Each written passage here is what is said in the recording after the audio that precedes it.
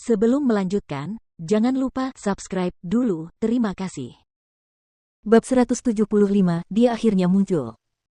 Chang Li menenangkan emosinya sebelum meyakinkannya, Sueluo, tenanglah. Email itu mengatakan bahwa kita harus mengirim 8 juta yuan ke rekening itu dalam waktu 24 jam, jadi mereka jelas-jelas datang untuk meminta uang. Kalau begitu, berikan saja uangnya.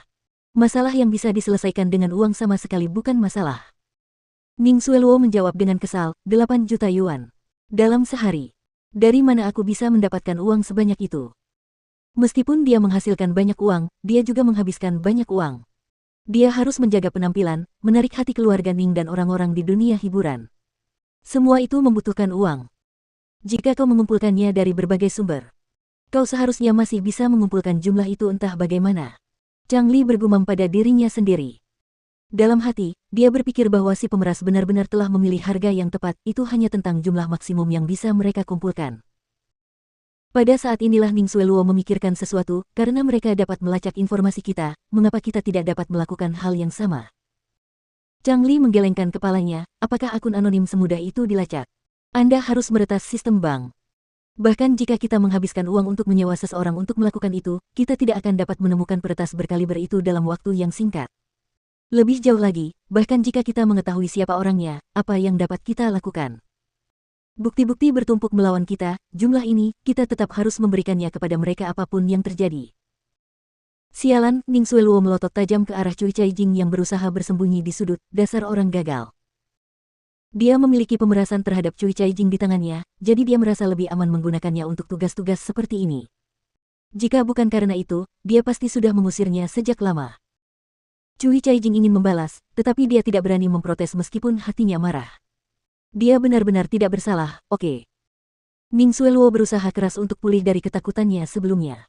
Dengan ketenangan yang dipaksakan, dia mendesak, Chang Jie, bantu aku menarik uang sekarang.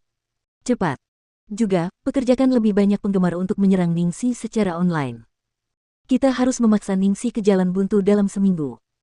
Sueluo, kita sudah punya kesaksian lisan Zhang Qiang. Apakah menurutmu kita harus menjebloskannya ke penjara dan mengakhiri hubungannya untuk selamanya? Kita tidak bisa. Meskipun keluarga Ning tidak begitu menyukainya, mereka tidak akan membiarkannya masuk penjara. Ingat, jangan biarkan dia mengakhiri kontraknya. Buat dia tetap bekerja di perusahaan selama sisa hidupnya untuk melunasi utangnya. Kalau tidak, jika dia putus asa dan kembali ke keluarga Ning, akan sulit bagiku untuk mengendalikannya. Juga, untuk mencegah kejadian yang tidak terduga besok, aku akan mengatur pengacara yang baik untuk menemui kita di sana besok. Ning Sueluo memeras otaknya dan memberi mereka perintah. Setelah memastikan tidak ada celah dalam rencananya, dia akhirnya tenang. Segalanya berjalan lancar. Dia tidak menyangka akan ada masalah besar dalam rencananya. Untungnya, seperti yang dikatakan Chang Li, masalah yang bisa diselesaikan dengan uang bukanlah masalah sama sekali. Dia benar-benar tidak akan membiarkan hal buruk terjadi lagi mulai sekarang. Hari berikutnya, Ningxi menerima 8 juta yuan tanpa hambatan. Tepat pukul 6 sore, ia memasuki Starlight Entertainment bersama dengan pengacara yang telah diatur Lu Tingqiao untuknya. Saat itu kebetulan semua orang sedang pulang kerja. Ketika mereka melihat Ningxi, mereka langsung menatapnya dengan heran sebelum bergegas pergi untuk melapor.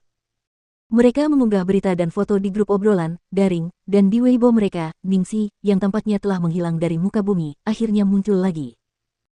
Ya Tuhan! Ningxi, itu benar-benar dia.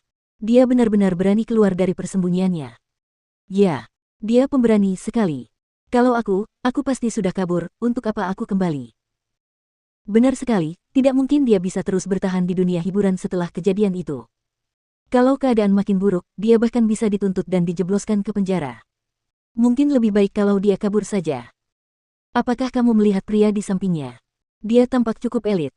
Aku ingin tahu apa latar belakangnya. Dia tidak tampak seperti seorang kekasih. Mungkinkah dia seorang asisten? Bagaimana mungkin? Dia sudah dalam kesulitan seperti ini, bagaimana mungkin dia mampu menyewa asisten? Dia mungkin bisa menjual dirinya kepada tuan yang kaya demi uang, bagaimanapun juga. Hehe, aku ingin melihat, master macam apa yang mampu menyelesaikan masalah sebesar ini.